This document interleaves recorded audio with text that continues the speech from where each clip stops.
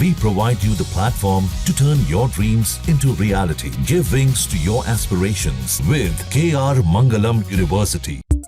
UP की सियासत में मस्जिद मीटिंग को लेकर घमासान तेज हो गया है। समाजवादी पार्टी के अध्यक्ष अखिलेश यादव की संसद परिसर स्थित मस्जिद में पार्टी नेताओं संग मीटिंग को लेकर सियासी तूफान खड़ा हो गया है। बीजेपी इस पूरे घटनाक्रम को राजनीतिक चश्मे से देख रही है और इसे अखिलेश यादव की तुष्टीकरण की राजनीति करार दे रही है। वहीं अखिलेश यादव ने पलटवार करते हुए कहा, आस्था जोड़ने का काम करती है और वह हर धर्म की आस्था का सम्मान करते हैं। आगे क्या कुछ कहा, सुनिए। मैं आपका धन्यवाद देता हूं। आप लोग भी बीजेपी के चक्कर में फंस गए। मैं आपसे, क्योंकि ये धार्मिक लोग हैं जो मेरे बगल में खड़े हैं, मुझे नहीं पता था कि आप लोग मिल लेंगे, मुझे मुलाकात हो जाएगी आपसे और एक ऐसा सवाल आएगा।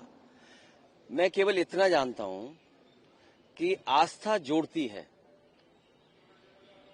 किसी भी धर्म या कोई आस्था है, वो आस्था जोड़ती है और जो आस्था जोड़ने का काम करती है, हम उसके साथ हैं। बीजेपी को यही तकलीफ है कि कोई जुड़े नहीं, दूरियां बनी रहें। तो आस्था जोड़ने का काम करती है और इसलिए हम लोग हर आस्था पर आस्था रखते हैं। पर उनका मत ये है कि वो जो बार-बार आरोप लगा रहे हैं कि अब बीजेपी के कहने से, अब बीजेपी को मीठे से तकलीफ होगी तो मीठा छोड़ देंगे। बीजेपी कहेगी नमकीन खाइए तो नमकीन खाएंगे क्या? तो बीजेपी क्या कर रही है, बीजेपी को आप भी जानते हो, बीजेपी को आप सब जानते हो। बीजेपी का हथियार ही धर्म है। संख्यक मोर्चा जो है वो इस पर प्रोटेस्ट कर रहा है बीजेपी का। आज वो भी जाएंगे, वो भी मीटिंग करेंगे। उनके पास ये भी संगठन है। अभी तक तो हमें ये पता लगा कि वो अंडरग्राउंड काम करते हैं, लेकिन अब इनका ऐसा भी संगठन है। ये अंडरग्राउंड संगठन तो नहीं है उनका। दरअसल मॉनसून सत्र के दौरान मंगलवार को अखिलेश यादव लोकसभा पहुंचे थे। इसी दौरान वे संसद भवन परिसर में स्थित मस्जिद में पहुंचे, जहां उन्होंने सपा सांसदों के साथ बातचीत की। इस बातचीत की तस्वीरें सामने आते ही राजनीतिक बवाल मच गया।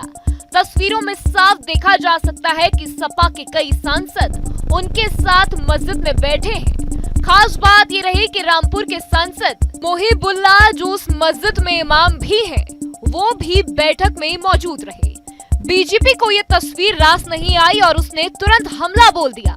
बीजेपी अल्पसंख्यक मोर्चे ने आरोप लगाया कि अखिलेश यादव ने संसद की मस्जिद को समाजवादी पार्टी का दफ्तर बना दिया है।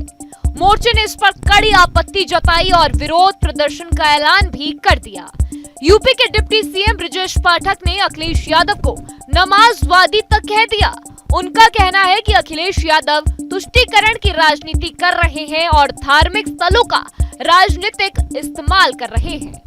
समाजवादी पार्टी के मुखिया, समाजवादी पार्टी हमेशा संविधान का उल्लंघन करते रहते हैं। भारतीय संविधान स्पष्ट कहता है कि राजनीतिक कार्यों के लिए हम धर्म का इस्तेमाल नहीं करेंगे और उनका संविधान पर कोई भरोसा नहीं है। हमेशा वो नमाजवादी बने रहते हैं और वही उन्होंने आगे बढ़ाने का काम किया है। इतना ही नहीं, उत्तराखंड वक्फ बोर्ड ने भी इस मीटिंग पर ऐतराज जताया।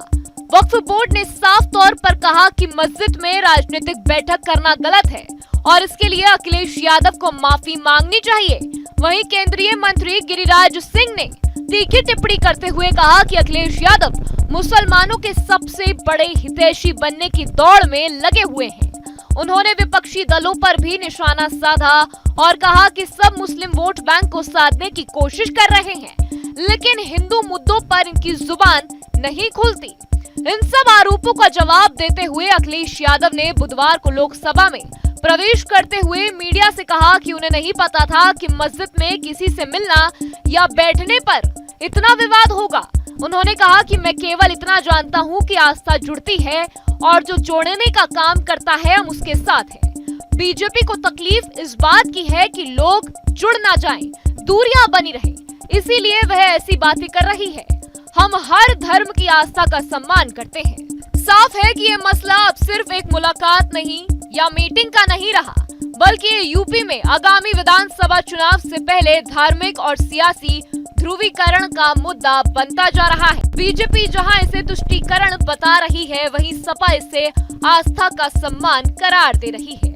आने वाले दिनों में ये विवाद और तूल पकड़ सकता है। जहाँ भक्ति है हर शब्द में, कथाओं में छुपे हैं दिव्य रहस्य और ज्योतिष देता है जीवन को दिशा। धर्म से जुड़ी हर बातों को जानने के लिए हमारे चैनल स्तुति को सब्सक्राइब करें। चैनल पर जाने के लिए इस लिंक पर क्लिक करें।